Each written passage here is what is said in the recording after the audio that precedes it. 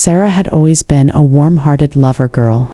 Despite growing up in a strict and toxic household, her parents prided themselves as disciplinarians.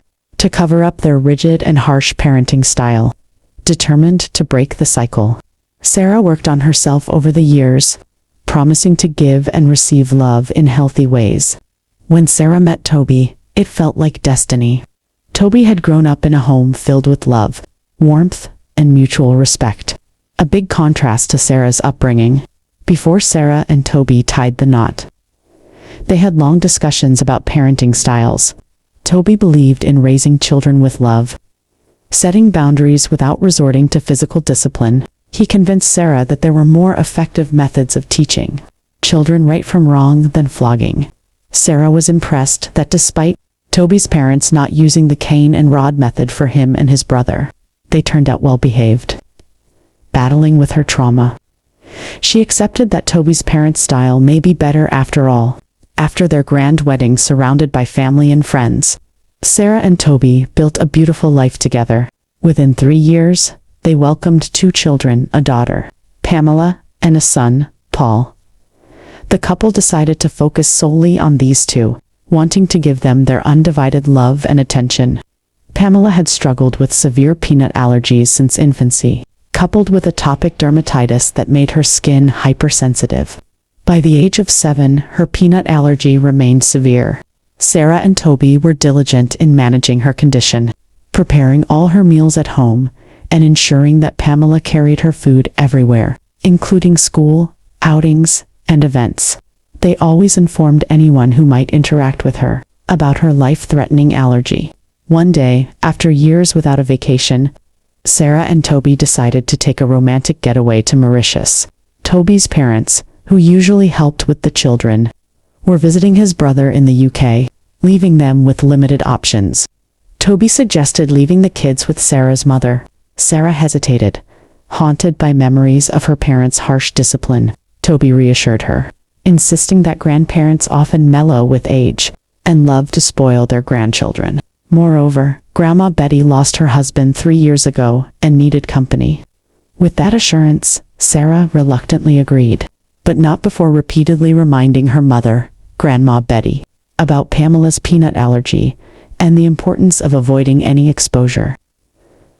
They dropped their children off and went to Mauritius. The children were initially excited to spend time with their maternal grandmother, whom they rarely saw. They asked questions while watching Grandma Betty cook, typical.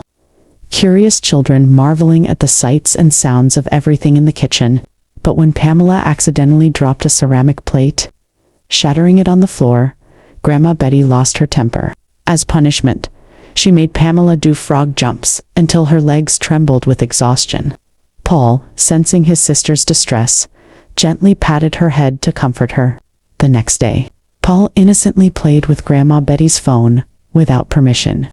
Her reaction was swift and harsh. She screamed so loudly that Paul burst into tears.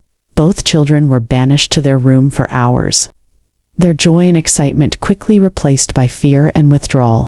On the final day of Sarah and Toby's vacation, Grandma Betty cooked peanut stew with plantains for lunch. Pamela, recognizing the smell, refused to eat, explaining that she didn't like it.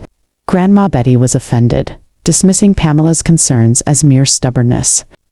She ranted about pampered, spoiled children and how food allergies were just a modern excuse for picky eaters. Betty boasted about raising Sarah and her siblings on whatever she cooked, without complaint, and insisted that Pamela eat the stew, claiming she could cure any reaction with herbal medicine. Pamela hesitated, but fearing more punishment, reluctantly took a few bites. Within minutes, she began showing signs of an allergic reaction. Her face turned red and swollen. Her breathing became labored, and she clutched her throat, gasping for air. Paul screamed in panic, trying to get Grandma Betty's attention. At first, Grandma Betty dismissed Pamela's symptoms as dramatic, insisting she was fine. It wasn't until Pamela collapsed to the floor that she realized the severity of the situation. In desperation, they carried Pamela to a nearby hospital. But by the time they arrived, it was too late. Pamela had succumbed to anaphylaxis on the way. She gave up the ghost. Sarah and Toby returned from their vacation the next day to the devastating news. Overcome with grief and rage, Sarah confronted her mother, blaming her for Pamela's death. Instead of Grandma Betty to pacify Sarah, she insisted on her right. She showed no sign of remorse. A distraught Sarah, who couldn't take it anymore, physically attacked her mother. It took the intervention of neighbors to pull Grandma Betty from Sarah's grip. 6 months after Pamela's death, Sarah and Toby are yet to recover. They cut all ties with Grandma Betty. Sarah, Toby, and Paul are currently undergoing therapy to help them grieve in a healthy way. Toby has refused to forgive himself.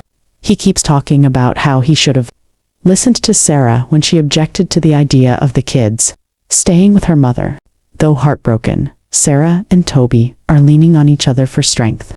They have vowed never to let their son Paul face such danger or neglect again.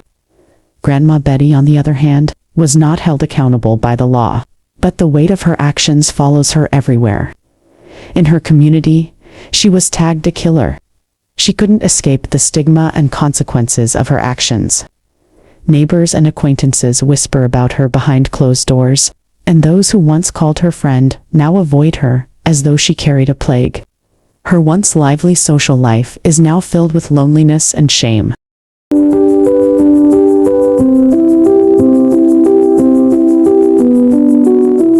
Step into the light, feel the stories glow. Palm lantern ignite, where the tales will flow. Whispers of the night, under moonlit skies. Every word so bright, in your minded eyes.